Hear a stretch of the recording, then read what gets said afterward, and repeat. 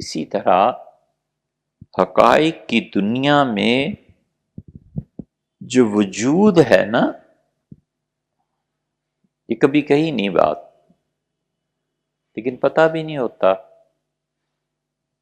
کہ کب فرصت ہو نہ ہو کیا نہ ہو۔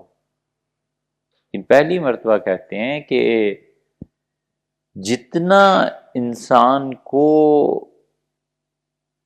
اپنے وجود کا احساس حضور صلی اللہ علیہ وسلم کی نسبت سے نہیں نہ ہوتا، اتنا ہی حجاب میں رہتا، پردے میں رہتا۔ شے کی معرفت کہ شے کا احساس پیدا کرے، یہ حجاب اٹھ گیا۔ دولت کتنی ضروری ہو اور بالکل صحیح مقام پہ خرچ کر رہا ہو،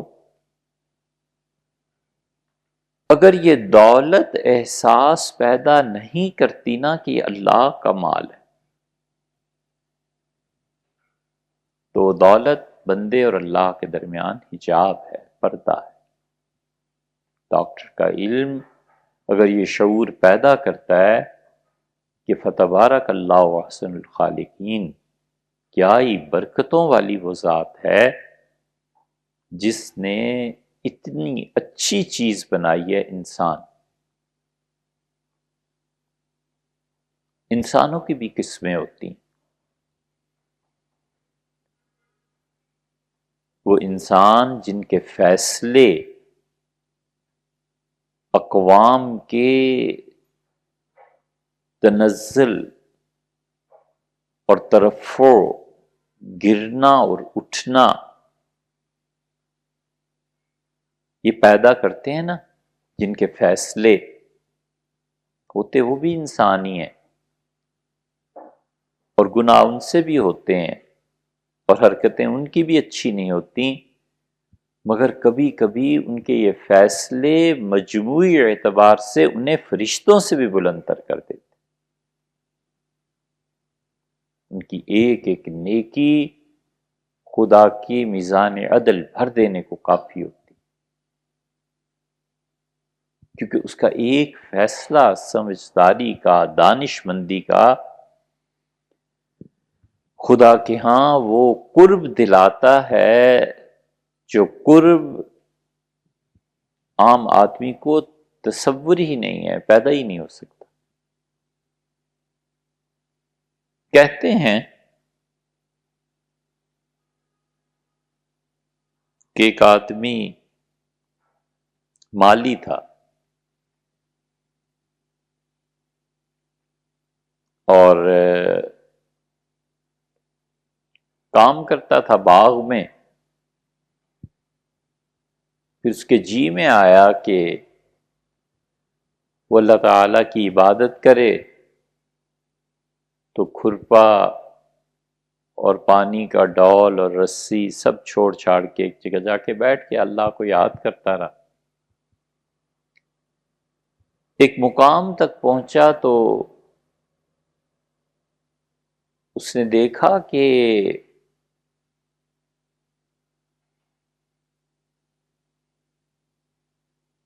اللہ کے قرب میں جو لوگ رہتے ہیں ان کے مقامات کیا کیا ہیں۔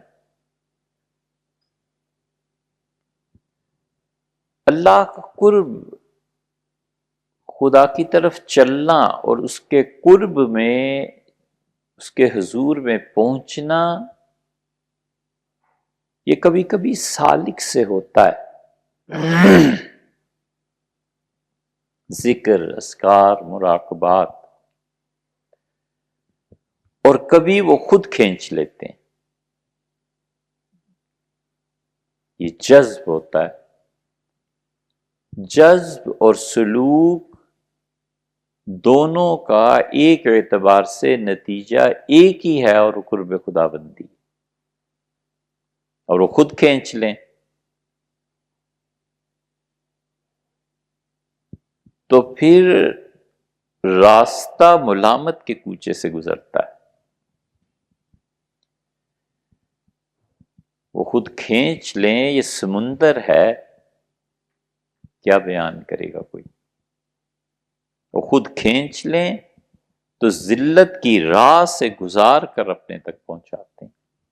کر لو اب جو کرنا، دنیا جہان کا ہر الزام، ہر جھوٹ، ہر تہمت، ہر برائی وہ اس کی ذات کے ساتھ منسلک کرا دیتے ہیں۔ اللہ کی بڑی باریک چیزوں میں سے ایک چیز ہے